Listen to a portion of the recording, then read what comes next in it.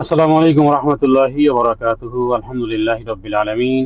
প্রশ্ন করেছেন, অনেক সময় রাজনৈতিক মিছিল বা সভায় নানা ধরনের স্লোগান দিতে হয়, যেমন বন্দে মাতারম, ভারত মাতা। এরকম সময় কি করব? মিছিল বা সভায় না গেলে আবার জরিমানাও দিতে হবে। আল জবাব বিল্লাহি তৌফিক, আল্লাহুল মুস্তাআন। যদি কখনো কোনো কারণে বাধ্য হয়ে শরীয়তের লঙ্ঘন কোনো কাজ করতে হয়, সেই ক্ষেত্রে দুটি পদ্ধতি অবলম্বন করতে হবে। কোরআন কারিমে আল্লাহ তাআলা বলেছেন, ইল্লা মান উকরিহা ওয়া কলবুহু মুতমাইন্নুম বিল ঈমান। হ্যাঁ, ঈমানের দাবি কি সেটা আপনি বুঝেন, বন্দে মাতারাম অর্থ কি, অথবা শরীয়তের সাথে সাংঘর্ষিক কি না সেটা আহ, যারা দিবেন তারা অবশ্যই তাদের বোঝা উচিত যে আসলে আমি কি বলতেছি। কিন্তু যদি বুঝেন যে এই কথাগুলোর অর্থ খারাপ, কোনো দেবদেবীর নাম ইত্যাদি, এবং সেগুলো না বললে আপনি চিহ্নিত হবেন, আপনি তাদের হাতে হেস্তনেস্ত হতে পারেন, আপনার জীবন নাশের অবস্থার প্রেক্ষাপট সৃষ্টি হতে পারে, সেই ক্ষেত্রে আপনি কারাহিয়াত, ওই জিনিসের প্রতি কারাহিয়াত, অপছন্দনীয়তা, ইমানের দাবির সক্রিয়তা, মানে ইমানের দাবি কি ছিল সেটা হবে আপনার। আচ্ছা, ইহুদিরা দেখুন, রসুল্লাহ তারা কত চালাক জাতি। আমরা একটু ওই দিক থেকে চালাক হই, ইমানের দিক থেকে চালাক হই। তো আপনি যখন বলবে বন্দে মাতারাম, আমি জানি না আসলে এটার অর্থ কি এক্স্যাক্টলি, তো ওইখানে আপনি অন্য কোনো শব্দ এমন ভাবে বলবেন যেটা তারা মনে করবে যে আপনি বন্দে মাতারামই বলেছেন, কিন্তু আপনি বলেছেন আসলে লা ইলাহা ইল্লাল্লাহ। বদরের যুদ্ধে যখন আবু সুফিয়ান সেনাপতির, বদরের, সরি, উহুদের যুদ্ধে রাসূলুল্লাহ সাল্লাল্লাহু আলাইহি ওয়াসাল্লাম আহত, তো পাহাড়ের উপর থেকে এই আবু সুফিয়ান এই লাত এবং উজ্জার স্লোগান দিচ্ছিল, আর ওমর রাদিয়াল্লাহু তাআলা আনহু নিচের থেকে ইসলামের স্লোগান দিচ্ছিলেন। তো এখন যদি এমনটি হয়, তাহলে সেই ক্ষেত্রে ইমানের দাবিতে আপনি সেটাকে পরিবর্তন করে বলুন কথা। ইহুদিরা রাসূলুল্লাহ সাল্লাল্লাহু আলাইহি সাল্লামের সাথে পর্যন্ত এই বেয়াদবি গুলো করতো। মনে হতো যে সালাম দিয়েছে, কিন্তু বলতো আসসালামু আলাইক।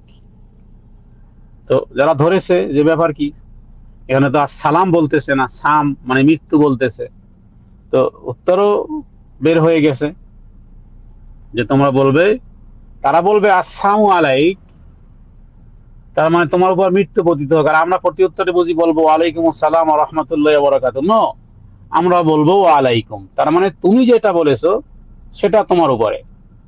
তুমি যদি মৃত্যুর কথা বলে থাকো, তাহলে সেই মৃত্যু তোমার উপরই তোমার উপরই পতিত হোক। এখন যদি কখনো এই জাতীয় স্লোগানে অংশগ্রহণ করতে হয়, প্রথমত এই সমস্ত বিষয় থেকে দূরে থাকা, এগুলো হই হুল্লোট। আর দ্বিতীয় হলো যে, যদি কখনো কোনো কারণে এমনটি হয় যেখানে জীবন আহ, সংকটাপন্ন, তো সেই ক্ষেত্রে মুখে একটা বলেছেন কিন্তু হৃদয়ে থাকবে আর একটা, হৃদয়ে থাকবে ইমানের বিশ্বাস। যদি কোনো অপছন্দনীয় কথা কখনো কোনো কারণে আঘাতে আঘাতে বলতেও হয়, কলবুহু মুতমাইন্নুম বিল ঈমান, ইমানের ইস্তেকামাতের দাবি যেন আপনার হৃদয়ে বলবৎ থাকে। আর দ্বিতীয় হলো যে, অর্থকে পরিবর্তন করে বলার চেষ্টা করুন। আর আপনার উদ্দেশ্য হবে ইব্রাহিম আলাইহিস সালামের মতন, তাওরিয়ার মতন, যেমন করে বলেছেন ইন্নী সাকিম, আমি অসুস্থ। আসলে তিনি শারীরিক অসুস্থ ছিল না, তিনি ছিলেন মানসিক ভাবে, যে সবাই মূর্তি পূজা করতেছে। তো হ্যাঁ, আপনি বন্দে মাতারাম বলে তারা যদি আওয়াজ নিতে চায় আপনার কাছ থেকে, তো আপনি আফসোস করেন যে হায়, এই বন্দে মাতারাম বলে তোমরা ধ্বংস হচ্ছ, আর আমি তো মুক্তির একমাত্র রাস্তা দেখি লা ইলাহা ইল্লাল্লাহ। কনভার্ট করুন, কনভার্ট করা শিখুন, ডাইভার্ট করা শিখুন, ক্লেভার হওয়া চেষ্টা করুন। আর শরীয়তের দৃষ্টিতে কোরআনুল কারীমে বহু আয়াতে আল্লাহ তাআলা এইভাবে বলেছেন যে, ফামানিজ তুররা গায়রা বাগিন ওয়ালা আদিন ফালা ইসমা আলাইহি, হ্যাঁ, এটি দুই জায়গাতে রয়েছে, সূরা বাকারার মধ্যে আছে, সূরা আনফালের মধ্যে আছে, যে যদি কোনো কারণে কাউকে কোনো বিদ্রোহ করার ইচ্ছা না থাকে, বিরোধিতা করার ইচ্ছা না থাকে, তাহলে যদি এমন কোনো অনাকাঙ্ক্ষিত কোনো বিষয় যদি ঘটে যায়, তাহলে ফালা ইসমা আলাই। যেমন শুয়োরের গোশত খাওয়া আমরা জানি হারাম, ইচ্ছা করে খেলে আপনি যেটা আল্লাহ হারাম করেছেন সেটাকে যারা আপনি হালাল ভাবলেন, যেটাকে আল্লাহ খাওয়া হারাম করেছেন, কিন্তু বাধ্য হয়ে যদি আপনাকে শুয়োরের গোশত কেউ খাইয়ে দেয়, তো সেখানে এই হুকুম ফামান ইসতুররা গায়রা বাগিন ওয়ালা আদিন ফালা ইসমা আলাইহি। তাহলে যেহেতু আপনাকে বাধ্য করা হয়েছে, আপনার গুনাহ হবে না, কিন্তু ইমানের দাবি বলবৎ থাকতে হবে।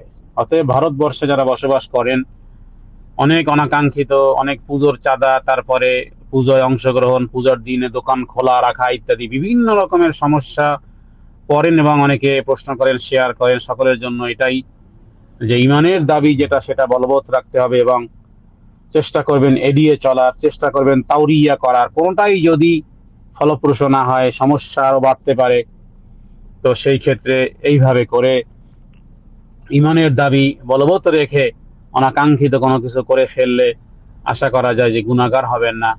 তারপরও চেষ্টা করা উচিত, কারণ মান রাআ মিনকুম মুনকারান ফালিয়ুগাইয়িরহু বিয়াদিহি, প্রথম পর্যায়ের যে ফালিয়ুগাইয়িরহু বিয়াদিহি ফাইন লাম ইয়াস্তাতি ফাবিলিসানি ফাইন লাম ইয়াস্তাতি ফাবিকলবিহি ওয়া যালিকা আদাফুল ঈমান। তৃতীয় পর্যায়ে যাওয়া লাগবে না, আপনি প্রথমটার মধ্যে থাকার চেষ্টা করুন। পরিবর্ধন নিজে, অথবা সেখান থেকে স্থানান্তর, অথবা কোনো অন্য কোনো হিকমা, প্রজ্ঞা, জ্ঞান, মেধা ইত্যাদি কত ওয়ে আছে, সেগুলোর ব্যবহার করুন। সেগুলোর দ্বারাই প্রমাণ হবে আসলে যে আপনি আসলে কোন নিয়ত আপনার হৃদয়ে পোষণ করতেছেন। জি, জাযাকুমুল্লাহ, বারাকাল্লাহু ফীকুম।